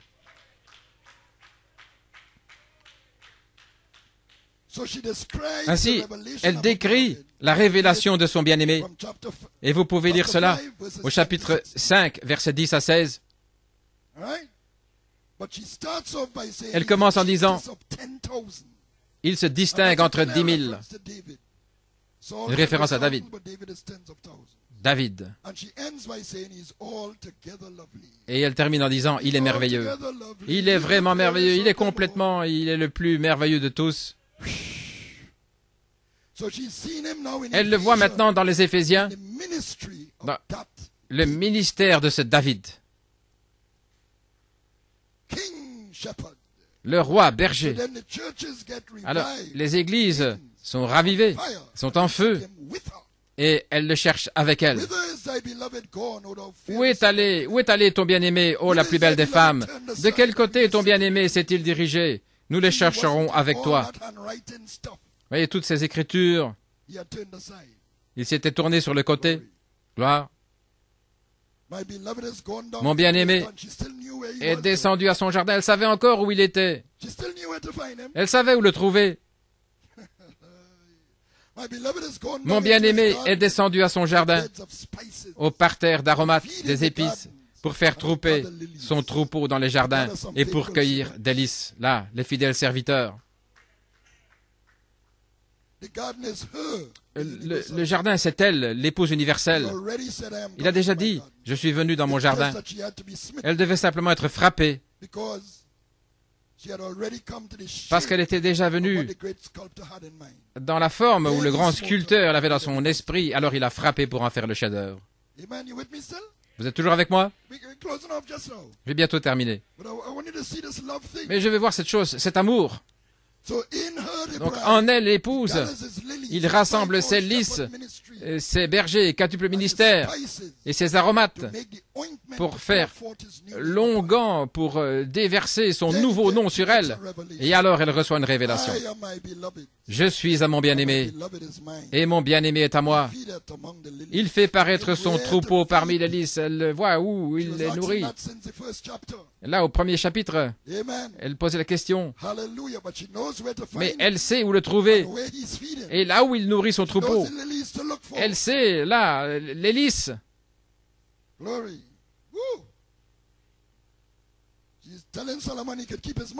Elle dit à Salomon qu'il peut garder son argent. Mais moi, je vais me nourrir là où il nourrit son troupeau. Et si vous avez la foi, et aussi vous avez l'unité de la foi, parce que le miel est déversé dans un coffre rocheux, et c'est la confession de votre âge, c'est la foi pour laquelle vous vous tenez. Donc il y a une unité de la foi. La chose la plus précieuse, depuis que frère Coleman est mort, c'est cette unité de la foi et l'expérience de ces ministres autour du monde. Plus que tous les signes, les miracles, c'est la chose la plus précieuse. Le miel est déversé là. Vous aimez tout le monde à l'extérieur, mais le miel se trouve là. Et moi, je vais être là, près du pot de miel. Gloire. Supportez-moi encore un peu. Elle dit en 2.16, la deuxième phase, ce qui a été révélé auparavant. Elle dit cela au 2.16, je suis à mon bien-aimé, mon bien-aimé est à moi. C'était une prophétie auparavant, maintenant cela devient réel pour elle. Elle sait qui il est. Et maintenant, il lui dit qui elle est. Tu es belle, mon amour bien-aimé, comme Tirza, belle comme Jérusalem, terrible comme une armée avec ses bannières. Tirza, c'était une ville de l'ancien Israël, et je crois que son nom vient des 5 filles de Zéophéad, qui étaient de la tribu de Manassé, fils de Joseph, qui sont allées vers Moïse concernant leur héritage. C'étaient des filles seulement. Alors Moïse a fait un jugement conduit par l'Esprit, qu'elles reçoivent aussi leur héritage parmi les fils. Donc c'est une chose merveilleuse. Tirza signifie « elle est mon délice » et elle a un héritage dans Joseph. De même, l'épouse dans Joseph, perfection. Elle est belle, mais aussi terrible comme une armée avec ses bannières. Elle se tient ferme sur sa révélation. Vous ne pouvez pas la bousculer. Le Seigneur l'a dit. Il cherche à son épouse, celle qu'il aime, et il lui dit, tu es belle comme Tirza, belle comme Jérusalem, mais tu es terrible comme une armée aussi avec ses bannières. Oui, et qui ne va pas prendre position pour du non-sens. Oh, j'aime cela. Ainsi, vous voyez l'équilibre. Elle est belle, mais aussi comme un guerrier quand il s'agit de la vérité. La page 304, qui coupe, qui tranche. Il dévoile sa venue à travers ses caractéristiques. C'est le véritable équilibre. Donc il est attiré par cela. Laissez-moi voir si je peux. Je sais que vous avez lu. Il est attiré, il a dit, détourne tes yeux de moi, il dit, ils m'ont vaincu. Pas un seul de tes yeux, mais les deux yeux. Ces yeux de colombe, voyant les secrets cachés dans les Éphésiens, là, il y a deux yeux. L'un des yeux a ravi son cœur, mais maintenant, les deux yeux voient clair. Il est complètement vaincu. Avec son épouse maintenant, il est... Et voilà ce qu'il vous dit ce matin. C'est que votre foi l'a vaincu. Mais vous êtes là, peut-être un peu fatigué, mais vous êtes patient. Il aime cela aussi.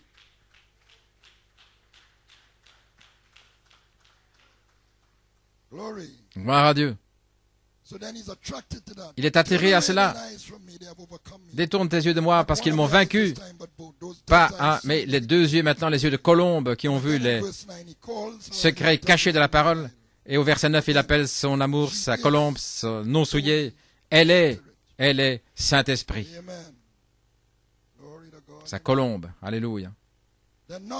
Alors maintenant,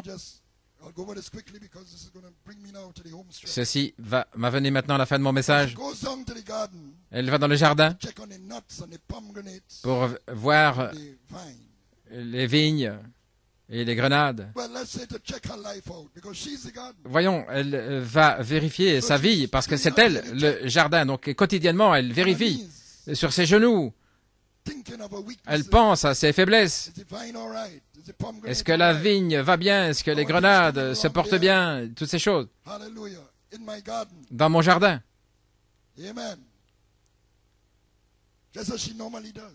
Comme elle le fait normalement. Mais un jour, alors qu'elle fait cela,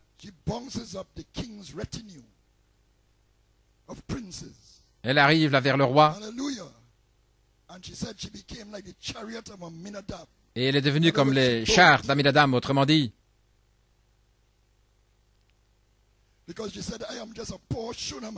Elle dit, je suis une pauvre Sunamite, je ne suis pas digne de cela. Alléluia. Mais la compagnie dit, reviens. Reviens, ô Sulamite. Nous voulons te voir.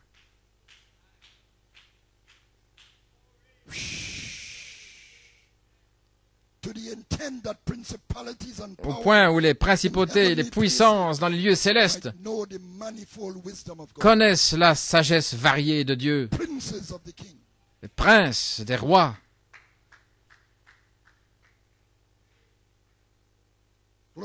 Gloire. Et les jeunes filles, les églises connectées avec l'épouse l'identifient avec la royauté. Il appelle la jeune fille, la reine, l'épouse, le chef-d'œuvre de Dieu. Ainsi, alors que la venue du Seigneur se dévoile à travers elle,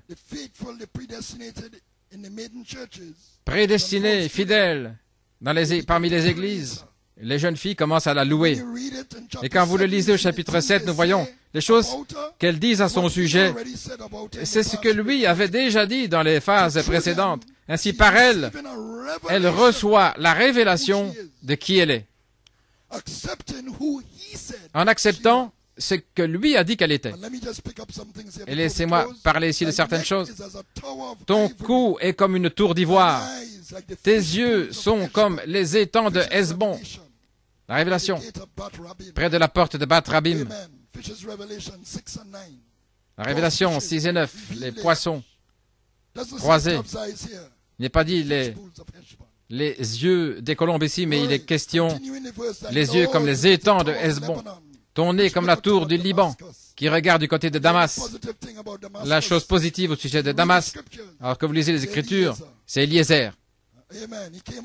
Eliezer qui est sorti de Damas, qui est venu de Damas pour chercher une épouse. Eliezer de Damas. Rebecca, pour le fils d'Abraham, Isaac. Donc voici la Sulamite, et son nez est comparé à la tour du Liban, qui regarde du côté de l'appel d'Eliezer. Il regarde vers l'est. Damas est à l'est du Liban, parce que le Seigneur vient de l'est. Donc ici, les yeux, la sentinelle de la tour, et le nez est comparé à la tour, qui sont attentifs à l'appel d'Eliezer, l'appel à la résurrection. Et le roi se tient là, dans la galerie. Autrement dit, le roi est et il voit cette jeune fille. Il est complètement ébahi. Le roi est captivé par elle. Ça typifie le roi de gloire. Il voit la révélation de sa révélation. Il est capturé par ses tresses, par ses boucles, dit la version amplifiée, les vertus qui ont poussé. Il la compare au palmier. Hosanna, voici le roi vient. Hosanna. Le palmier et le cédar ont le même statut que lorsque le palmier qui accompagne la royauté. Ainsi, son roi de gloire, l'époux, vient. Il se dévoile. Hosanna. Maintenant, dans le naturel, elle lui dit, « Je suis à mon bien-aimé, et mon désir est pour lui. » Elle dit cela au roi Salomon. Le berger, c'est celui que j'aime. Mais en type, c'est le roi et le berger qui sont un. Le berger roi. Et elle est prête à consommer le mariage. Et elle appelle pour sa consommation. La saison de l'union a commencé, elle est proche. L'œuf de la triple révélation est là. Dès le matin, nous irons aux vignes. Nous verrons si la vigne pousse, si la fleur s'ouvre, si les grenadiers fleurissent. Là, je te donnerai mon amour. Les mandragores répandent leur parfum, et nous avons à nos portes tous les meilleurs fruits, nouveaux et anciens. Mon bien-aimé, je les ai gardés pour toi. Maintenant, les mandragores sont un aphrodisiaque et sont associés avec l'union physique du mari et de la femme, la consommation du mariage, un merveilleux et glorieux baptême du Saint-Esprit, où il y a la foi et la vertu, la connaissance, la tempérance et la patience, la piété, et le Saint-Esprit, l'époux lui-même, dévoilé.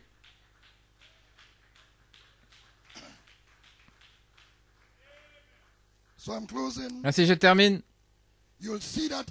Vous allez voir cela se passer entre l'époux et l'épouse, conduisant jusqu'à la consommation. Venant au verset 8.3, il dit « Que sa main gauche soit sous ma tête et que sa droite m'embrasse. » Au verset 1, elle avait déjà dit, dans la première partie, que sa main est sous ma tête et sa droite m'embrasse. La vertu et la connaissance. La main droite est la vertu et la main gauche. Et ici, elle anticipe et elle dit que sa droite m'embrasse. La phase n'est pas tout à fait terminée. Elle s'y attend encore. La main droite de la vertu qui vient de la pierre de fête pour l'embrasser. Gloire à Dieu. Mais ici, elle vient dans un niveau plus élevé. Pas encore tout à fait. Elle dit qu'il m'embrasse. Et juste après cela, je vous charge, ô filles de Jérusalem, je vous en conjure.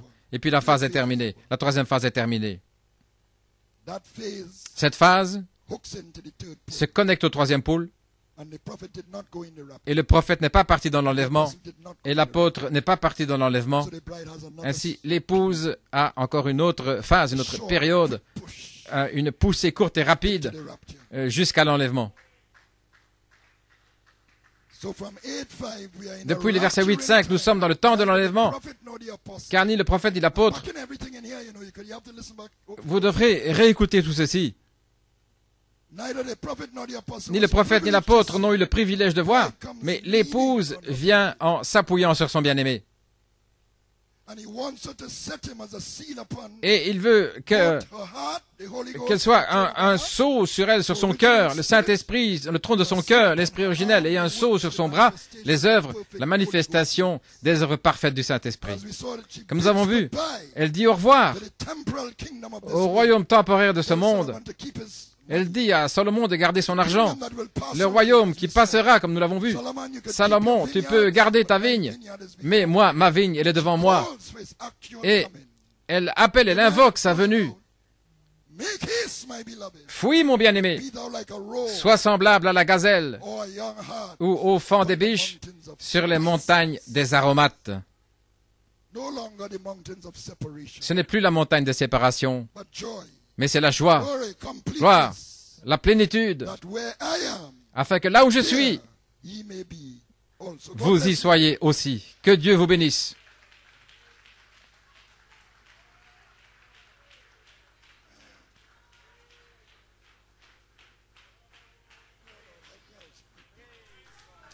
Blessed be the name of the Lord. You appreciate the message. My. Praise God, praise God, praise God. Amen. God bless you, Brother Anton. Thank you for your labor of love. Thank you for your thought and study to the word. Praise God, our hearts are stirred this morning. Amen, amen, amen, amen. Let's just give him praise. Just close your eyes and worship him. Please praise God, amen, amen, amen. Blessed be the name of the Lord. Glory. Oh, the love of Jesus is so wonderful. The love of Jesus is so wonderful. The love of Jesus is so wonderful. Oh, wonderful love. Well, the love of Jesus is so wonderful.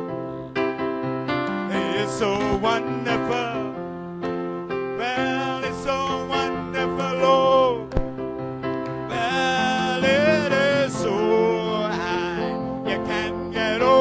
It's so low, you can't get under it. So wide, you can't get around it. Oh, wonderful love, well now, the love of Jesus. Yes, the love of Jesus. Oh, the love of Jesus. Well, oh, wonderful love, well, it is so so low, you can't get under it. So wide, you can't get around it. Oh, well, oh, so high. Let me hear. So low, you can't get up. So very wide, you can't get around it. Oh, the love of Jesus, the love of Jesus. The love of Jesus is so run. The love of Jesus is so wonderful. Oh, wonderful love. Oh, well, it is so high. You can't get over it. So very low. You can't get under it. So wide. You can't get around it. Oh, give him a hand of praise as the musicians play. Just clap your hands, holy people. Shout unto God with a voice of triumph this morning. Oh, his love is wrapping you in his arms. Glory! Hallelujah! Yes, Lord, it is.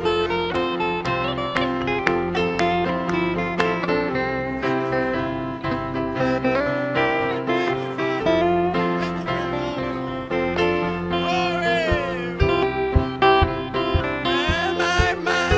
is so high, you can't get over it. So low, you can't get up. So very wide, you can't get around it. Oh, the last time, well, the love of Jesus. The love of Jesus is so wonderful. Love of Jesus is so wonderful. Oh, wonderful love. Oh, blessed be the name of the Lord. Glory. Turn around and go find somebody. Give them a hug. Amen. I keep falling in love with him. In F. I keep falling in love with him. Oh, I keep falling in love with him. Over and over and over and over. Well, I keep falling in love. Over and over, over and over again. The Lord gets sweeter and sweeter as the days go by. Oh, take your time. Greet a brother, greet a sister. Falling in love with him. Over and over, over and over again. Well, I keep falling in love. Over and over, over and over again. I keep falling in love with him. Over and over and over and over again. The Lord gets sweeter and sweeter as the days go by. Well, what a love between my Lord. I keep falling in love with him. Over and over, over and over. Well, I keep falling in love with Jesus. Over and over and over. Well, I keep falling in love with him.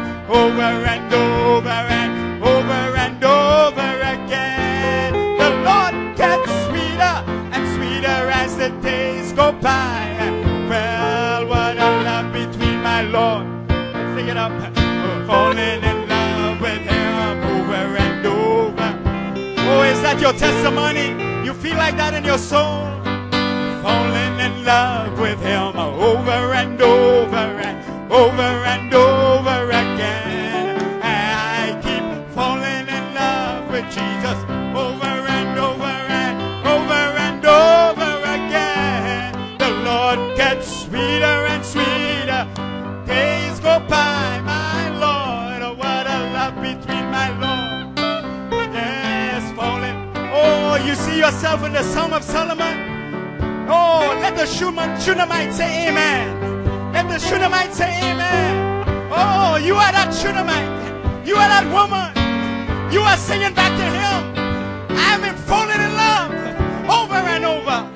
Oh, he's sweeter and sweeter. Over and over again. The Lord gets sweeter and sweeter. The days go by. Oh my, what a love between my Lord and I keep a falling in love. Oh, I can't stop. Just one more time. I know that I know who I am. And I keep falling in love. Oh, over and over and over.